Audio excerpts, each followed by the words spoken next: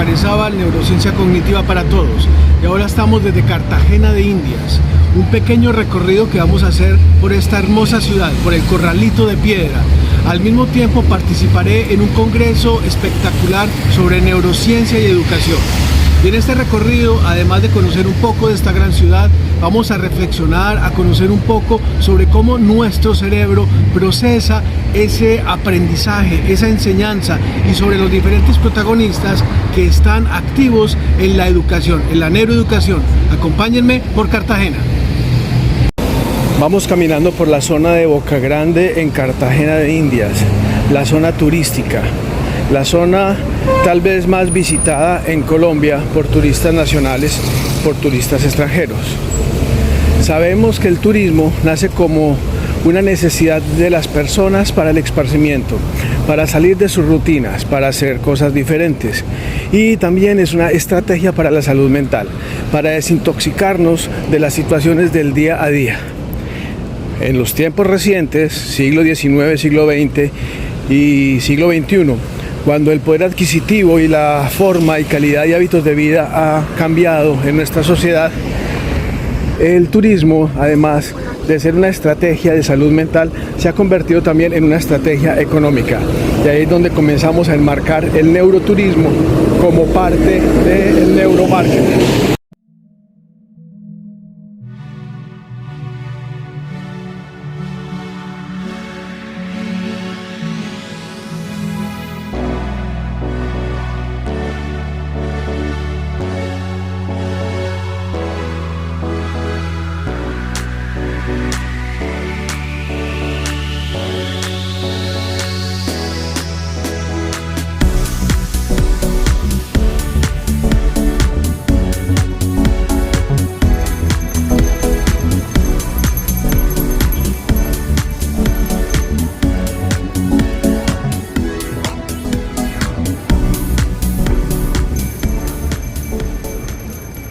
Caminando por las calles de Cartagena, del Corralito de Piedra, podemos prácticamente regresar al pasado. Se pueden percibir en sus muros, se puede percibir en sus casas, en cada rincón y también en su gente una historia que apoya la cultura, apoya la creación de relaciones sociales y que está basada, como siempre, en la cognición social, en esa habilidad que tenemos los seres humanos para aprender y transmitir lo que aprendemos a las generaciones que vienen después.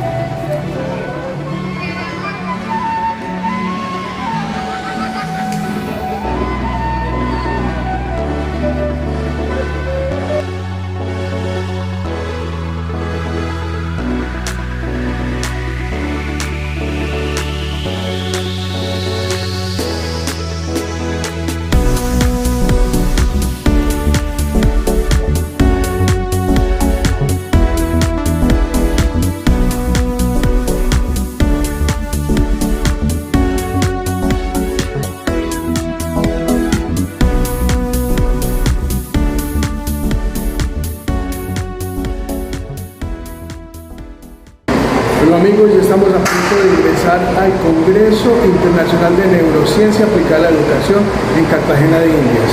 Y este evento vamos a mostrar en este corto paseo por Cartagena, en este corto periplo por Cartagena, algunos apartes de sus actividades. Vamos y aprendamos un poquito sobre neuroeducación.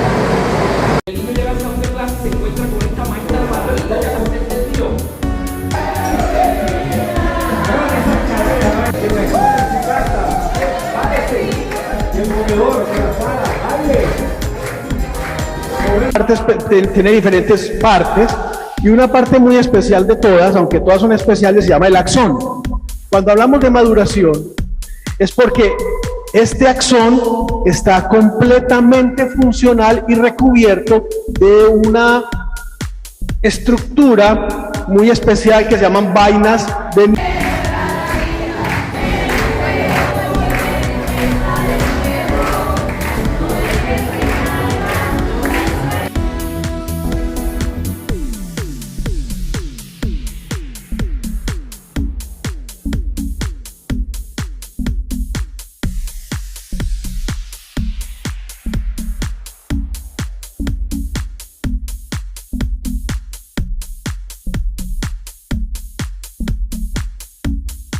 en Boyacá.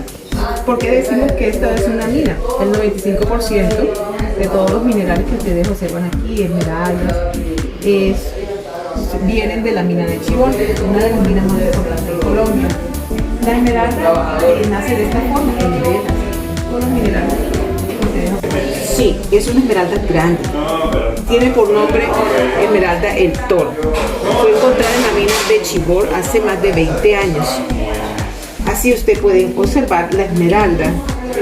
Nace de forma hexagonal o en rombo. Sí, el recinto fúnebre viene de la cultura de los muiscas. Tiene esmeralda, si se dan cuenta. Está ahí, pero tenemos toda la maquinaria del personal. Aquí donde se ve la casa.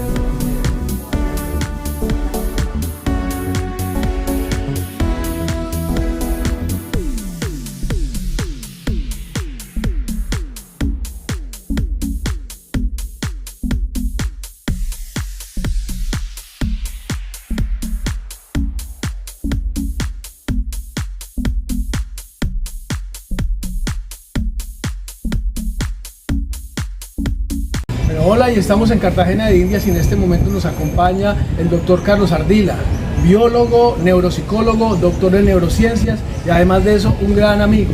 Y como siempre, Carlos, bienvenido a este espacio de neurociencia y neuroturismo. Sería muy bueno que nos compartieras un poco sobre, desde tu perspectiva de la biología, cómo la biología nos puede ayudar en el tema de la neuroeducación y en el neuroturismo, pero sobre todo cómo desde la biología podemos lograr un poquito de esos estadios de felicidad y de bienestar, más o menos, algo así. Perfecto. Muchas gracias, Santiago, por la invitación a este espacio. Y bueno, la biología tiene mucho que ver porque pues, nosotros estamos conectados con la naturaleza y todos estos elementos que la naturaleza nos ofrece nos genera bienestar, ¿no? Siento que algo que está generando un conflicto con prácticamente con nuestra biología es que nos hemos desprendido de esta parte natural. ¿Sí? Las ciudades han quitado muchos de esos elementos de la naturaleza, menos oxígeno, menos color verde, ¿cierto?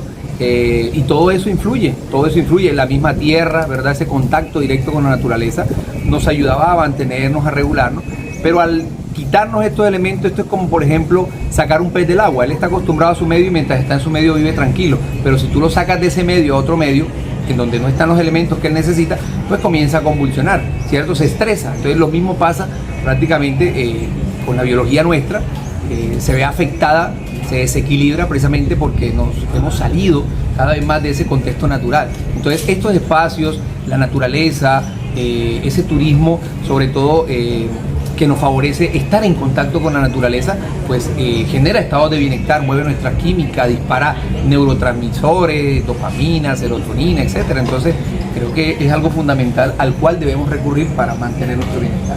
Mencionaste algo muy interesante que es el estrés y creo que en tu conferencia, porque además participamos en el 4º Congreso Internacional de Neuropsicología, Educación y Aprendizaje acá en Cartagena, y en esa conferencia creo que hablaste sobre el estrés, claro que ahora lo acabas de mencionar. Yo creo que existen muchos mitos alrededor del estrés, ¿no? Como que si el estrés fuera algo malo, pero el estrés también tiene sus ventajas y puede ser necesario. Así es. Entonces, te comentaba que en el caso del estrés, por ejemplo, hay diferentes tipos de estrés. Podemos encontrar un tipo de estrés que nos favorece, que es un estrés, lo llamamos euestrés, que es el estrés que se activa cuando los medios externos generan una exigencia mayor. Pues obviamente mis recursos tienen que exigirse para poder responder a esa exigencia.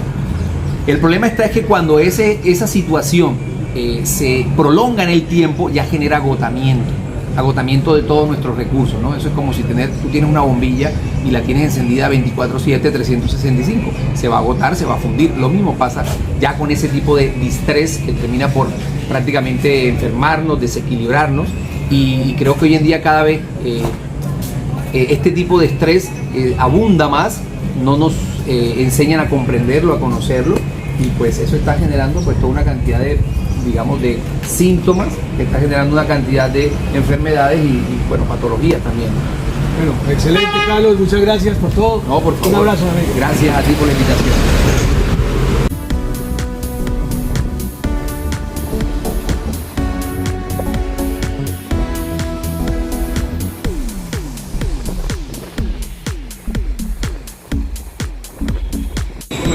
El marketing, el comercio es fundamental en el desarrollo de todas las ciudades y es fundamental en el desarrollo de todas las culturas.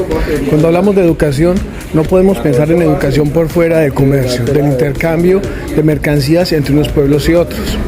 Es importante tener en cuenta que la educación, y más aún la neuroeducación, como la ciencia que estudia los procesos de aprendizaje, los procesos de transmisión de conocimiento e información, están enfocados a la adaptabilidad, para que las personas que reciben educación desde el cerebro sean capaces de vivir más adaptativas, de una manera más adaptativa, más adaptable y por lo tanto ser más productivos y más felices. Dentro de los diferentes procesos de neuroeducación y el proceso como tal de aprendizaje tiene grandes e importantes protagonistas. Por supuesto, como protagonista tenemos al estudiante, a esta persona que aprende y que está dispuesta a recibir nueva información, nuevos conocimientos para poder ser más adaptable, productivo y feliz en el mundo. Pero también tenemos como protagonista al maestro, esa persona que tiene como función compartir, transmitir y procesar, enviar nuevos conocimientos. Otros protagonistas importantes para tener en cuenta dentro del proceso, tenemos la familia, y la familia como el núcleo de personas que le apoyan en ese proceso emocional para la adquisición de nuevos conocimientos. Un cuarto protagonista es la escuela o la institución que por manera formal o de manera formal tiene la responsabilidad de facilitar ese proceso de transmisión de información, conocimiento y cultura, proceso. Y por último, la cultura, la sociedad, el entorno. Entonces tenemos esos 5 protagonistas que son fundamentales en el proceso de enseñanza y en el proceso de aprendizaje. En fin, la neuroeducación es dinámica, pero se tiene como un proceso de investigación y de estudio. Cuando queremos llevar esa neuroeducación al aula o al lugar práctico donde se va a impartir el nuevo conocimiento, tendríamos que entrar entonces a hablar de neurodidáctica. Neurodidactica, la manera como bajamos los conocimientos derivados desde la ciencia a una parte práctica. Y ahí es donde entra un nuevo concepto, el NeuroEnjoyFlip, un nuevo concepto derivado de investigación, donde se postula que para poder generar neuroeducación, llevarla al aula en neurodidáctica, debemos basarnos en las emociones y muy especialmente en las emociones de felicidad, alegría o aquellas que están asociadas al placer. Cuando generamos procesos de aprendizaje asociados al placer, los procesos de aprendizaje son mucho más grandes y más duraderos. Y eso es NeuroEnjoyFlip.